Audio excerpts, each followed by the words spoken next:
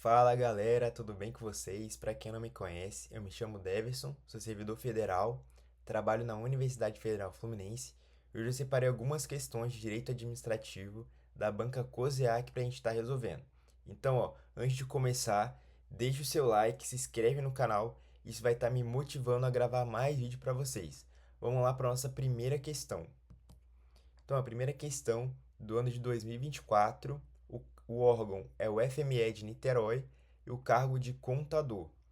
As entidades dotadas de personalidade jurídica própria, que compõem a administração indireta do município, classificam-se em.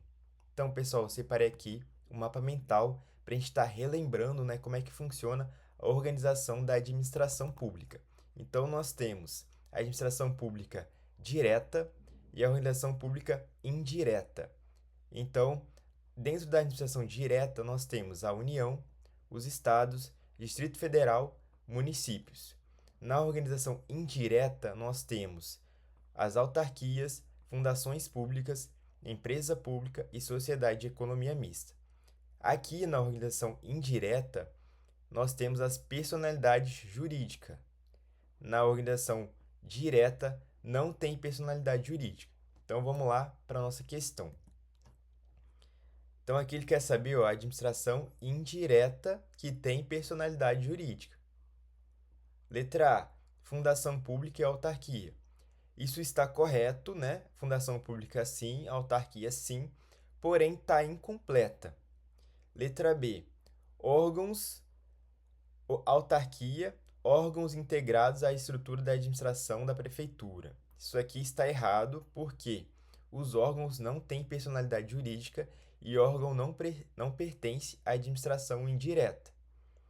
Letra C, órgãos integrados. Então, não pertence à administração indireta. Empresa pública está correto, sociedade de economia correto, fundação pública correto, ficou faltando a autarquia, então não é a letra D.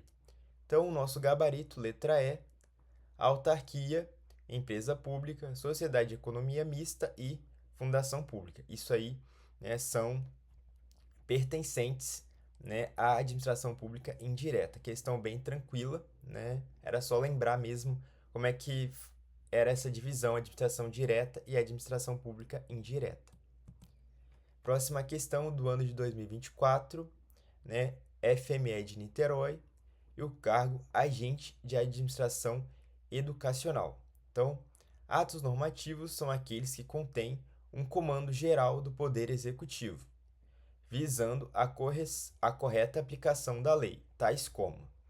Então, aqui, pessoal, nós temos, né, os atos normativos. Eu separei aqui esse mapa mental, temos aqui, leis, Constituição, leis complementares, leis ordinárias, leis delegadas, decretos legislativos, resoluções do Congresso Nacional. Do outro lado, nós temos as medidas provisórias, decretos regulamentares, resoluções e instruções normativas. Então aqui, esses atos, eles são do Poder Legislativo. E desse lado de cá, são os atos do Poder Executivo. Então, lá na questão, está perguntando sobre o Poder Executivo. Então, ofícios não é um ato normativo, memorando não é um ato normativo do Poder Executivo, despachos também não. Então, os decretos, que é a nossa alternativa correta, eles são normalmente realizados, né, pelo governador, pelo prefeito, pelo presidente da República. Então, atos normativos do Poder Executivo, questão também relativamente tranquila.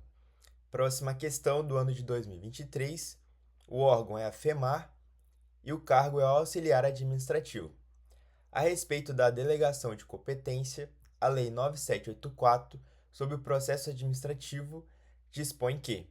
Então, pessoal, a delegação de competência é o ato, né, que um órgão, normalmente superior, passa uma atividade para um órgão inferior. Essa delegação de competência, ela não é permanente, ela pode ser revogada a qualquer tempo. Porém, algumas atividades não podem ser delegadas. Então eu separei, esse mapa mental aqui, né, para a gente estar lembrando, né, esse macete aqui, não podem ser objeto de delegação. lembrar sempre da cenoura, né? Que são competência exclusiva, edição de atos normativos e decisão de recursos administrativos.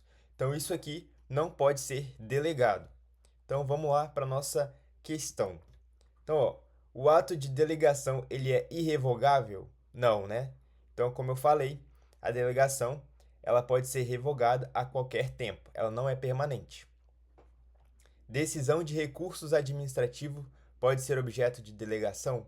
Como a gente falou, né? A cenoura ali, então decisão de recursos administrativos não pode ser delegado. Edição de atos de caráter normativo pode ser objeto de delegação? Também não, como a gente viu, atos de caráter normativo não pode ser delegado. As matérias de competência exclusiva do órgão ou autoridade podem ser objeto de delegação? Também não. Mais uma vez, lembra lá do macete da cenoura. Ato de competência exclusiva não pode ser delegado. Então, o nosso gabarito, ó, a letra E, um órgão administrativo e seu titular poderão, se houver impedimento legal, delegar parte da sua competência a outro órgão ou titulares, ainda que estes não lhe sejam hierarquicamente subordinados, quando for conveniente em razão de circunstâncias de índole técnica, social, econômica, jurídica ou material. Nosso gabarito, letra E. Então, questão aí também um pouco tranquila, porém teria que lembrar lá daquele macete da cenoura. Então, relembrando, não pode ser delegado competência exclusiva, edição de atos normativos e decisão de recursos administrativos. Próxima questão, do ano de 2023, o órgão é FEMAR também e o cargo auxiliar administrativo. Nos casos de responsabilidade civil do Estado, o direito de regresso tem como objetivo. Então, essa questão aqui vai falar sobre a responsabilidade civil do Estado. Então, eu vou explicar utilizando um exemplo. Imagina que você está dirigindo seu carro e, de repente, uma viatura da polícia, né, colide com seu carro, dando perda total no seu carro. Ou seja, você não teve culpa nenhuma. Então foi culpa lá do policial que estava dirigindo o carro lá, não sei, talvez ele perdeu o controle, não sei o que aconteceu, bateu no teu carro e destruiu o seu carro. Então, né, você vai precisar entrar com uma ação judicial para recuperar, né, essa perda que você teve do seu carro. Então, você vai entrar na justiça contra o Estado. Você não vai entrar na justiça contra o policial. Você entra contra o Estado e o Estado vai te indenizar. Porém, o Estado, ele não vai ficar com esse prejuízo. Ele vai cobrar do policial, porque a culpa foi do policial. Então, isso daí, ó, é o direito de regresso. Então, vamos lá. Letra A. Responsabilizar o agente público infrator nos casos em que agiu com dolo ou culpa. Então, essa, pessoal, é a nossa resposta.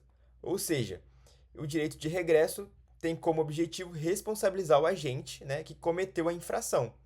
Então, como ele foi o culpado, ele vai ter que arcar com este custo, né? Então, o Estado, ele indeniza a vítima e depois ele vai atrás do infrator, né, do agente público que cometeu, né, essa infração. Letra B. Responsabilizar o agente público infrator que praticou crime político. Então, não tem nada a ver, né? C. Voltar no tempo para cobrar o usuário do serviço público esclarecimentos sobre o fato que originou o processo judicial. Também não tem nada a ver cobrar o usuário ali. Voltar no tempo para cobrar o usuário do serviço público eventual tarifa. Também não. Permitir a saída da pessoa jurídica de direito público no processo judicial. Também não, né? Então, o nosso gabarito ali é a letra A. Próxima questão do ano de 2023. Também o órgão FEMAR e o cargo auxiliar administrativo. Segundo dispõe a Lei de Improbidade Administrativa, o sucessor ou herdeiro daquele que causar dano ao erário ou que se enriquecer ilicitamente estão sujeitos. Então vamos lá, vou tentar explicar usando um exemplo. Imagina que um servidor público, ele desviou o dinheiro público, então ele cometeu lá esse ato de improbidade e se enriqueceu, né? Vamos supor que foi 100 mil reais e esse servidor, ele morreu e deixou esses 100 mil reais para o filho dele. Então, o filho dele recebeu esse dinheiro, né, de improbidade administrativa. Porém, a administração pública, né, após a investigação, processo administrativo, né, descobriu e vai tentar recuperar esse dinheiro que foi roubado. Então, ela vai cobrar do filho, né, porque o pai já faleceu. Então, ela só pode cobrar, né, aqueles 100 mil reais, ou seja, até o limite ali, né, do que ele recebeu. Não pode cobrar a mais, porque o filho não tem culpa do que o pai cometeu, do crime que o pai cometeu. Então vamos lá. Letra A. Apenas a obrigação de repará-lo até o limite do valor da herança ou do patrimônio transferido. Então, exatamente, né? Esse é o gabarito. Então, a administração pública ela vai cobrar do filho desse servidor somente, né, até o limite da herança ali que ele recebeu. Então, ó, perda dos bens ou valores acrescidos ilicitamente ao patrimônio ou herança, perda da função pública ou suspensão dos direitos políticos. Então, ó, não pode, né, suspender os direitos políticos do filho, porque não foi ele que cometeu o crime, foi o pai dele. Então, errado. Perda de bens ou valores acrescidos ilicitamente ao patrimônio ou herança, suspensão da função pública e cassação dos direitos políticos. Então, nem tem cassação dos direitos políticos aqui, é somente suspensão dos direitos políticos. Pagamento de multa equivalente ao valor acrescido patrimonial ou a herança, proibição de contratar ao poder público no prazo superior a 10 anos. Então, também não é essa a penalidade a ser aplicada. Pagamento de multa de até 24 vezes o valor da remuneração pelo agente e proibição de contratar com o poder público também não. Então, nosso gabarito, pessoal, letra A.